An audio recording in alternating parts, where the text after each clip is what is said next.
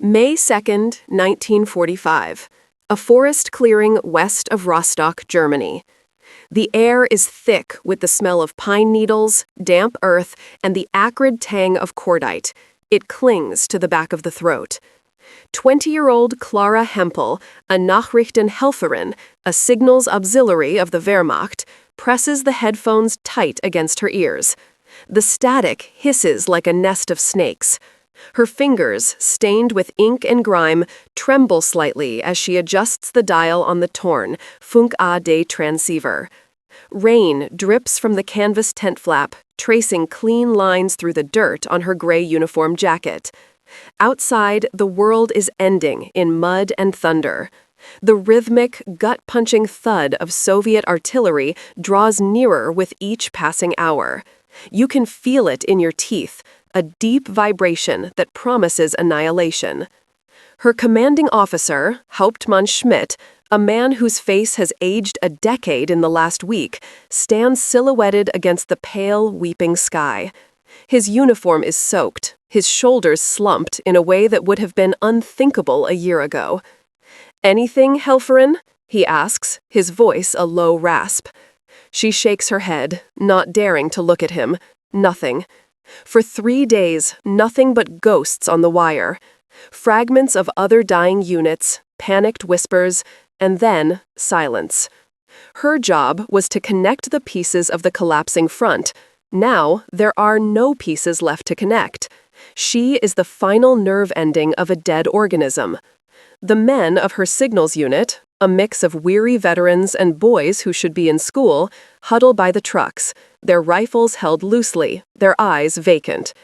They don't talk about Berlin anymore. They just listen to the guns. Suddenly, a voice crackles through the static. It's weak, distorted, but it's German.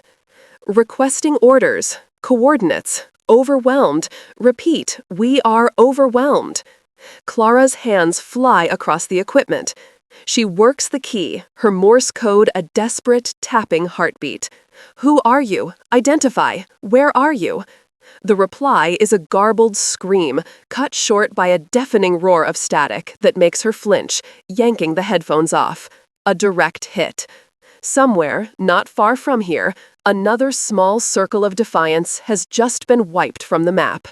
She looks at Hauptmann Schmidt. His face is blank, all hope extinguished. He nods slowly, a gesture of finality. "That's it," he says, his voice barely audible over the rain. "Destroy the equipment, all of it." The men move with a grim lethargy, smashing the delicate radio sets with rifle butts. The sound of splintering wood and shattering vacuum tubes is a counterpoint to the distant war. It is the sound of surrender.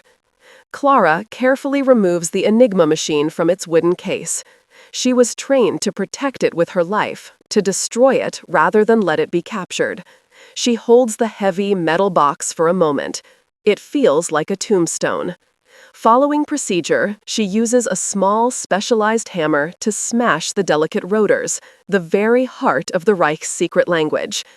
Each crack of metal on bakelite is an admission of utter, catastrophic failure. They don't have to wait long. The sound of engines is different now. Not the familiar growl of their own Opel Blitz trucks, but the rough, diesel clatter of T-34 tanks. They crash through the tree line, brutal and unstoppable, their long guns swiveling. Red stars are painted crudely on their turrets. Soviet infantry swarm behind them, figures in earth-brown uniforms, faces grim and exhausted. Shouts echo through the forest. "Ruki vverch! Ruki vverch!" Hands up. The German soldiers drop their weapons with a clatter that seems impossibly loud in the sudden silence. The artillery has stopped. Clara stands with the other 3 women from her unit, 2 telephone operators and a clerk. They huddle together, a small island of gray in a sea of brown and green. A young Soviet soldier, his face smudged with dirt, approaches them. He can't be much older than she is. He gestures with his PPSH-41 submachine gun. The gesture is universal. She raises her hands, her heart hammering against her ribs. The soldiers begin separating the prisoners. The men are shoved into one group, their hands bound with rough twine or their own belts. They are searched, stripped of watches, knives, anything of value. Clara watches Hauptmann Schmidt, his face a mask of resignation, being pushed into line. He doesn't look at her. He can't. Then the soldiers turn to the women. The gaze is different. It's a mixture of curiosity, contempt, and something else, something colder, that makes her skin crawl. A Soviet officer, his uniform cleaner than the others, barks an order. They are to be moved separately. Clara and the other women are herded towards a different truck, a Studebaker with a canvas top daubed with rain. As she is pushed up into the truck bed, she looks back. The male prisoners from her unit are being marched away, down a muddy track into the darkening woods. Their heads are bowed, a long, shuffling line of defeat. She sees their backs, and then they are gone, swallowed by the trees and the mist. The truck engine roars to life, and she is thrown against the other women as it lurches forward, taking them from everything they have ever known, into a future hidden behind a wall of silence. The journey is a blur of jolting motion, the stench of wet canvas and fear. For 2 days, they are shunted from one collection point to another, a piece of human wreckage in the vast, grinding machinery of war's end. Finally, the truck groans to a halt in a sea of mud. The canvas flap is thrown back, and harsh daylight floods in.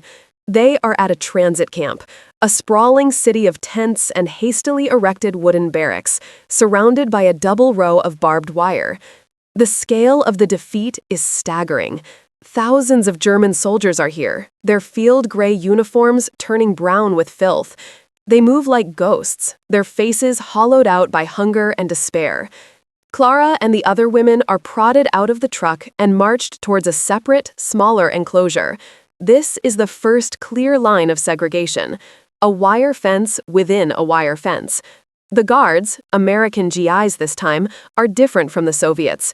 They seem younger, less weary, but their eyes hold a similar, disquieting curiosity. They chew gum, their M1 rifles held casually, but their gaze lingers. You are a curiosity, a problem they haven't been trained to solve, a female prisoner. What do we do with you? The processing is methodical, impersonal, and deeply humiliating. They are lined up outside a wooden hut. One by one, they are taken inside. A female military police officer, a woman with a hard face and tired eyes, conducts the search. Her hands are rough, clinical. She pats down Clara's uniform, her fingers digging into pockets, seams, the lining of her boots. Everything is taken. Her Soldbuch, the paybook that is her only proof of identity, a small silver locket containing a faded photograph of her mother. The MP hesitates for a fraction of a second when she sees it, then tosses it into a wooden crate with a pile of other confiscated memories. The loss is a physical blow, a severing of the last thin thread connecting her to her past. Clara feels a part of herself being scraped away, discarded into a box of trinkets.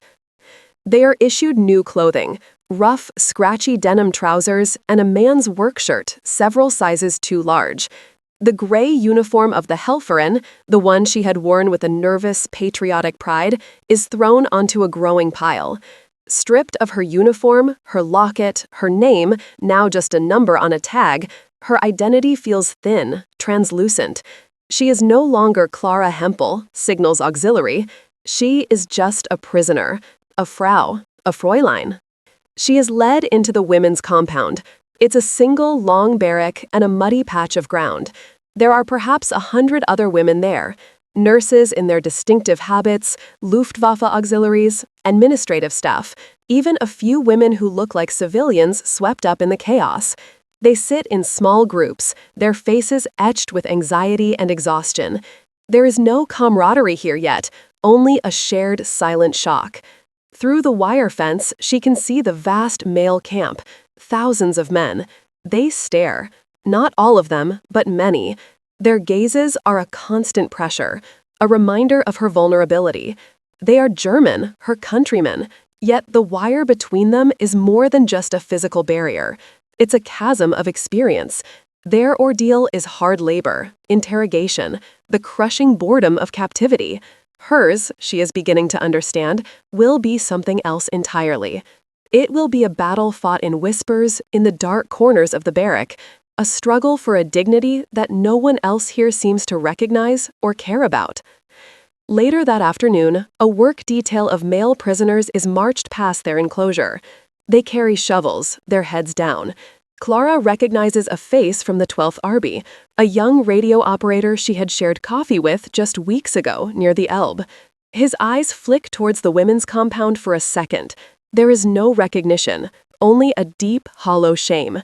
He looks away quickly, as if the sight of them is an unbearable reproach. In that fleeting glance, Clara feels a profound and terrifying isolation. She is not just a prisoner of the Allies, she is an exile from the world of men, even her own. That evening, a rumor spreads through the barrack like a fever. They are being moved again, to England, to a permanent camp built just for them. The word hangs in the air, heavy with unspoken questions. What kind of camp? What kind of life? The unknown is a darkness that presses in from all sides, and the fragile community of women braces itself for the next chapter of its captivity. October 1945, Comrie, Scotland. The air is cold and damp, carrying the peaty scent of the Highlands. It is a world away from the pine forests of Pomerania. Camp 21, also known as Colty Brigand Camp, is a grid of Nissen huts painted a dreary olive green, nestled in a valley under a perpetually gray sky. The main camp, holding thousands of male Wehrmacht and SS prisoners, is a sprawling, noisy complex. But Clara's new home is a segregated section at the far end, known simply as Compound B. The wire here seems higher, the supervision more constant. From their hut, they can hear the distant sounds of the men's world, the shouted orders of work details, the rhythmic thud of a football being kicked, the faint strains of a harmonica playing a sad, familiar tune. It's a constant reminder of a life they are no longer part of. Inside Nissen Hut 14, a world hidden from the male gaze takes shape. This is where their secret lives begin in earnest. The hut is a long, curved tube of corrugated iron, housing 30 women on creaking, two-tiered bunks. There is no privacy, none. Every whisper, every sigh, every rustle of the straw-filled mattresses is public. The air is thick with the smell of damp wool, disinfectant, and unwashed bodies. Here, the war for survival is fought not with weapons, but with a needle and thread, a hoarded sliver of soap, a shared story in the dark. The challenges are uniquely female and completely unprovided for by the camp administration, whose systems were designed for an army of men. The greatest, most private struggle is hygiene. The monthly curse, they call it, in hushed tones, menstruation. There are no sanitary supplies, none at all. The women are forced to improvise, tearing strips from their own shirts, from worn-out blankets, any scrap of fabric they can find. These rags must be washed secretly, in cold water in the communal washhouse, and dried discreetly, hidden under a blanket on their bunk, away from the prying eyes of the guards. It is a monthly ritual of shame and discomfort, a biological reality that makes them feel profoundly vulnerable in this harsh, masculine world. To be clean, to manage this private burden, is a small but vital victory. A fragile society forms within the hut. Anneliese, a former Luftwaffe helperin with a sharp wit, becomes the resident storyteller, spinning tales of Berlin in the 1930s that transport them, for a few precious moments, beyond the wire.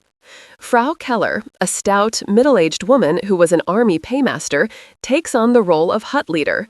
She is stern but fair, mediating the inevitable disputes that arise from 30 women living on top of one another. Quarrels erupt over a misplaced button, a blanket that wasn't folded correctly, a suspicion that someone took more than their share of the watery turnip soup. These are the small, bitter battles of the dispossessed. They fight back against the dehumanizing routine with small acts of defiant femininity. They use charcoal from the stove to darken their eyebrows. They unravel threads from their socks to mend a tear in a shirt with impossibly neat stitches. Clara, with her nimble fingers, learns to braid loose strands of straw into intricate little birds and flowers, tiny, fragile pieces of art that appear on the ledges beside their bunks. You learn that maintaining a semblance of your former self is not vanity. It is a weapon. It is telling your captors and yourself that you are still a woman, not just a prisoner number. It is a secret declaration of identity, hidden in plain sight. One afternoon, a Red Cross truck arrives. The excitement is electric. Packages, a connection to the outside world. The women gather as the crates are opened. But the contents are a bitter disappointment. They are filled with items for men: shaving brushes, straight razors, tins of tobacco, playing cards. There is a collective sigh of deflation. The world outside has forgotten they exist. But buried at the bottom of one crate are a few precious treasures: a dozen bars of rough lye soap, several packets of sewing needles, and spools of thick black thread. Frau Keller takes charge of the items, holding them up. "These will be distributed," she announces, her voice firm. But how? Who decides who is most in need? Suddenly, the fragile unity of Hut 14 shatters. Eyes narrow. Whispers begin. Annalise insists the women who do the mending should get the thread. A nurse argues the soap is critical for the sickbay. The small trove of domestic treasures, a gift meant to bring comfort, has instead ignited a quiet, vicious conflict, revealing the desperate, selfish core that captivity could expose in anyone. The Scottish winter descends, a season of perpetual twilight.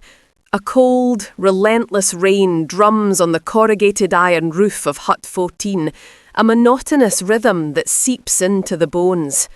The physical hardships, the cold, the meagre rations, become a constant, dull ache. But a deeper, more insidious enemy settles in: the idleness. The men in the main camp are sent out on work details, felling trees, repairing roads, working on local farms.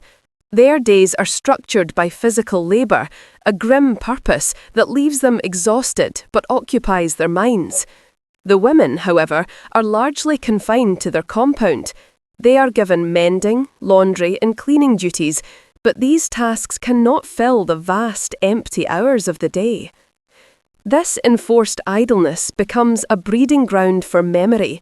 The past is not a distant country, it is a hostile entity that lives with them in the barrack. At night, the darkness is filled with the sounds of weeping.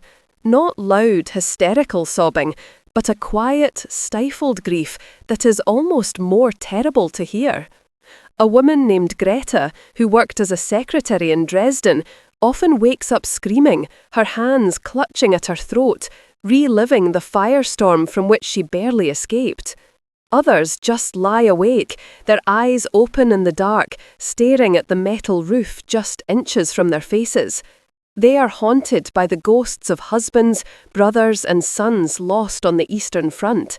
They are tormented by the faces of their children, wondering if they are alive, if they are hungry, if they even remember them. Clara's ghosts are different. They are the voices she heard over the radio, the desperate calls for support that went unanswered, the final garbled transmissions of units about to be annihilated. She had been a conduit for the machine, a small but essential cog. Had she relayed a message that sent a panzer division to its doom? Had she typed out an order that led to the execution of partisans? She doesn't know. The uncertainty is a poison. She sits for hours on her bunk, her hands idle, replaying fragments of Morse code in her head, trying to piece together a moral ledger of her service. The guilt is a quiet, steady pressure behind her eyes. Their captors are a constant, if distant, presence. Most are professional and correct, like the camp commandant, a British major who seems to view them as an administrative nuisance. But there are small, human moments that breach the wall of hostility. A young Scottish guard, a boy named Ian with red hair and freckles, sometimes slips an extra apple or a piece of chocolate through the wire to a small group of women mending socks near the fence. He never speaks, just offers the small gift with a shy nod and walks away. This simple, forbidden kindness is deeply unsettling.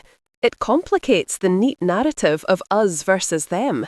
It forces you to see the enemy as a person, which in turn forces you to see yourself one too. One day, Clara is summoned for interrogation. It is not the brutal affair she has feared. She is taken to a small office. A British intelligence officer, Captain Davis, sits behind a desk. He is older, with grey temples and weary eyes. He offers her a cup of tea, a shocking act of civility. He asks about her work in the Signals Corps, about the codes, the frequencies, the command structure. He is polite, his questions precise. Clara answers carefully, truthfully, but minimally. She describes the technical aspects of her job, the mechanics of the transceiver, and the long hours. But she says nothing of the content of the messages, of the fear and desperation that pulsed through the airwaves. She presents herself as a simple switchboard operator, a girl who did her duty. Captain Davis listens, making notes. He doesn't press her. But as she leaves the office, he looks at her, and for a moment, she feels he can see right through her carefully constructed facade. He sees the ghosts she carries. That evening, a new notice is posted on the hut door. It announces the beginning of a mandatory re-education programme. Starting next week, all prisoners will be required to attend lectures on the principles of democratic government, and they will be shown films. Films documenting what Allied troops discovered upon liberating the concentration camps. A chill runs through the barrack. For months, they have existed in a bubble of self-preservation, focusing on their own suffering, their own losses. They have clung to the narrative that they were just soldiers, auxiliaries, secretaries, doing their jobs in a war they didn't start. Now, that fragile shield is about to be torn away. The war they thought was over is about to begin again. This time, inside their own minds. The re-education class is held in a large Nissen hut that serves as a mess hall. The women file in silently, their faces tense, and take their places on the hard wooden benches. The male prisoners are not here. They have their own sessions. This is a reckoning reserved for them alone. The windows are covered with blackout cloths, plunging the room into a deep gloom. A 16 projector clicks and whirs at the back of the room. Captain Davies stands at the front, his expression unreadable. He speaks briefly, his voice calm and level. He explains that what they are about to see is difficult, but it is necessary. It is the truth of the regime they served. Then the projector sputters to life. A rectangle of flickering black and white light illuminates the screen. There is no sound but the clicking of the machine. The first images appear. Piles of shoes, mountains of eyeglasses, suitcases with names carefully painted on them. Then, the bodies. Skeletal figures in striped uniforms, staring blankly from behind barbed wire. Bulldozers pushing mounds of emaciated corpses into mass graves at Bergen-Belsen. The images are relentless, unsparing. The reaction in the hut is a wave of pure, visceral horror. A young nurse in the front row lets out a strangled gasp and faints, slumping to the floor. Several women begin to sob, deep, racking sobs of despair that echo in the silent hall. Others retch, covering their mouths with their hands. Anneliese, the witty storyteller from Berlin, stares at the screen, her face ashen, tears streaming down her cheeks without a sound. But many, including Clara, are frozen. They sit ramrod straight, their eyes locked on the screen, their minds refusing to process the impossible reality unfolding before them. This cannot be real. These are lies, Allied propaganda. The denial is a reflex, a desperate attempt to protect a world that has just been shattered. Clara feels a cold numbness spreading through her, a void opening up in the pit of her stomach. The hiss of the radio, the orders she relayed, it all connects to this. The thought is so monstrous she cannot hold it. When the lights come up, the atmosphere in the hut has been irrevocably poisoned.